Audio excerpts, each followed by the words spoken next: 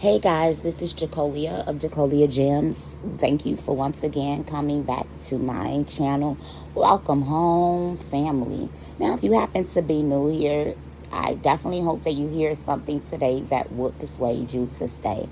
Now, if you have not already done so, exactly what are you waiting for? Hit the subscribe button, like the video, comment down below, and share to your social media platforms. Y'all, this one is about to be real fast, real quick.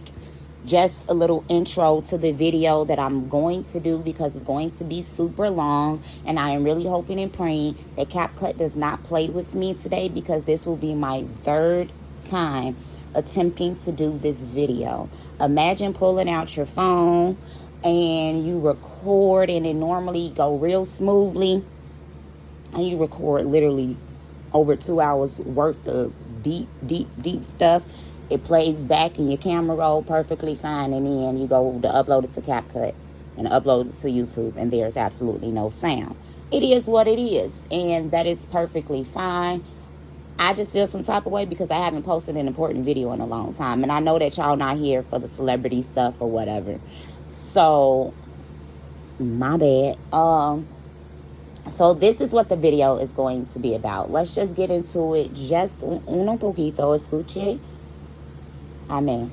Por favor. Okay, so there's this TV show by the name of The Originals, and it is set in Louisiana. It is based off of the original family of vampires, whom was turned into vampires by this very high-ranking witch, who, when she grew up, she didn't want to do witchcraft. Her big sister was very, very, very powerful. She didn't want to do it. She ended up doing it. Then she ended up falling in love with her husband, Michael.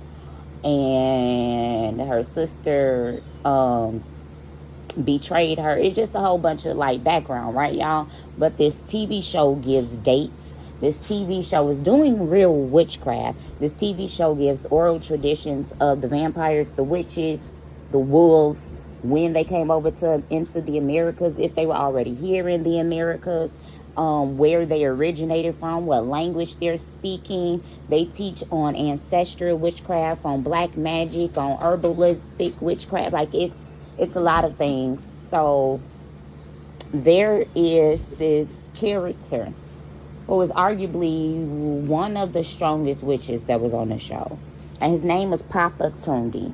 Tunde. And he was from Arabia in the TV show. Now, in real life, this man was from the Sudan, from the land of the blacks. And if you know, you already know.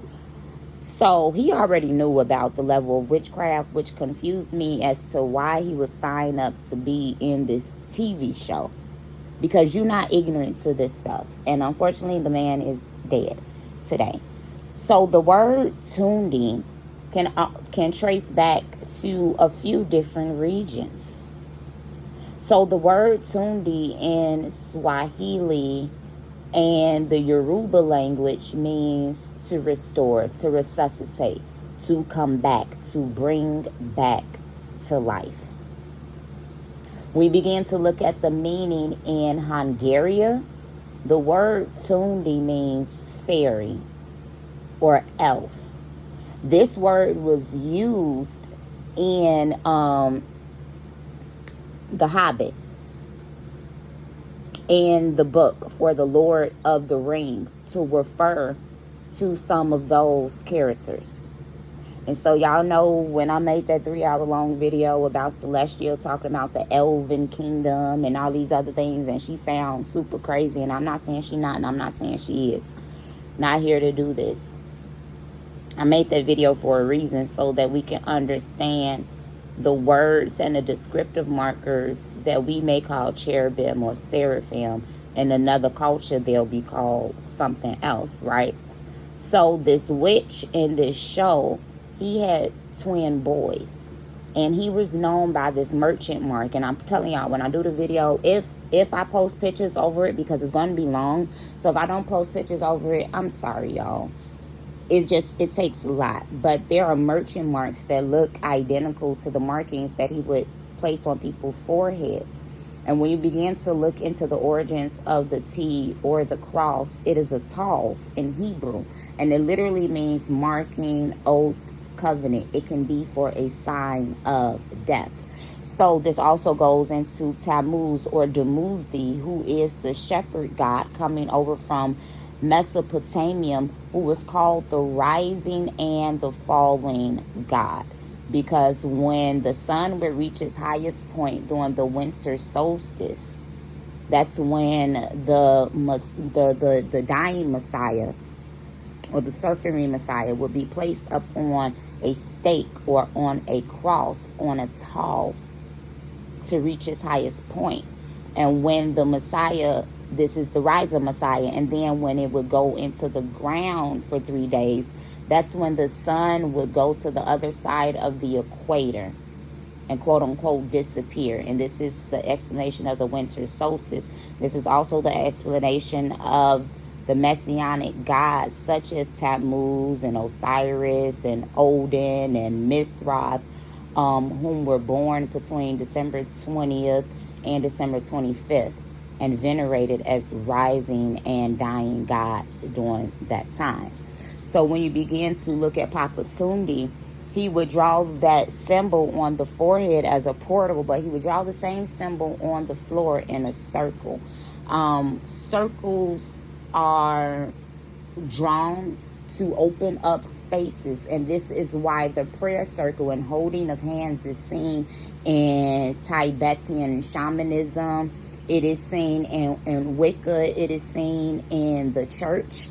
And these prayer circles via holding hands is the same thing as the drawn circle with the white chalk, most of the times on a black floor. It is opening up a portal to the deity. So when we begin to see that he would do that, and he would place people into that circle after he carved their forehead with this knife. It was a hook knife. If you go and look at the knives that they have in Saudi Arabia, they're kind of shaped like an arch, like a half crescent moon. Kawinky dink. His looked identical to that, and it was ivory, which looked like it would have come from the Ubadian culture of ancient Samaria, which ran in correlation with the Nakata 1, Nakata 2 in Egypt, and it was identical to the same pottery that we see in West Africa and among some of the Native American tribes. It was the ivory, that white stone. And so he would carve their forehead with this, and that would place them in a comatose state in their body while they were trapped into another dimension in the spirit realm. He was using also sacrificial black magic. What he would do is take a snake, which would lead us back to when you began to look at Louisiana, Mommy Water and Yemaya, the veneration of the serpent. So he would take a big snake, and he would cut the snake and uses the snake blood in these rituals. And that's how you know that it's black magic, because it was an unclean animal. Snakes are also used for healing in Near Eastern and West African concepts. We see that in the Bible. Now, we used to have our own teraphim or our own totems and like little statues for the different way that we needed the Most High to personify himself as. So you begin to see in the wilderness when he sent the serpent out, the firing serpent, to bite the people, he also told Moses to take the serpent and to place it up on the pole. And so that's why it says when Yeshua Bar Yosef said, just as the serpent was in the wilderness, so shall the Son of Man be. He was placed up on a pole for the healing of a nation. When we begin to look at the laws of when someone commits manslaughter, there are cities of refuges. When you begin to go over to Egypt, Saudi Arabia, and even India on today, if you accidentally kill someone, you flee to those cities of refuges. When the high priest begins to die, who is in direct correlation or looked at as a direct descendant as the deity, when we begin to look into ancient Egypt, the pharaohs were looked at as the gods on earth. Our priests and our judges were looked at the same way as well. So when the high priest would die, it would be used as an atonement for a nation. When we look into the book of Genesis and look at the slaughtering of the red heifer, and she was without spot, wrinkle, or blemish, the chapter juxtaposed to that, which should have been a continuation of that chapter, was the death of Miriam. Then when you go down to the bottom, Aaron died. Aaron died because of sin. Miriam just died. And both of those deaths were juxtaposed to the sacrifice of the red heifer. It begins to state that when the high priest died, those who are living in the city of refuge can now come back into the land, because the shedding of righteous blood is looked at as atonement for the nation. When we begin to look at the libation and the drink offering in the Old Testament, it is in correlation to the sin offering, but it's also in correlation to Passover, Feast of Unleavened Bread, and Shavuot. So when I come back, I'm going to bring all of those scriptures in, and we're going to follow and trace the worship of the serpent in scripture, and go into where these people groups went into other land masses, and see what Native American tribes we can link to. So I'm just going to let you guys know I'm going to be going into the Danites. I'm going to go into Bashan. I'm going to talk about the Irish. I'm going to talk about the French. I'm going to talk about when we got into those regions. I'm going to talk about their excursions into the United States. And I'm going to go into a few Native American tribes whose names are identical to the tribe of Dan and to the Bashan. I'm going to also tie in like the Yoruba, Ephraim, West Africa, so on and so forth, so that we can see how these people groups and their worship follow them everywhere that they are today. So yeah, y'all, that's what this long video is going to be about. I definitely look forward to recording it, and hope that you guys follow along with your pen and your paper, because I'm going to be giving dates and timelines of when we exited out of certain places and when certain dynasties began to pop up in the Americas and in Eurasia and stuff, so that you can see that if not us, Hamitic people were the progenitors of certain things. So this is Jacolia of Jacolia Gems. Thank you for once again coming back home, family. Bye.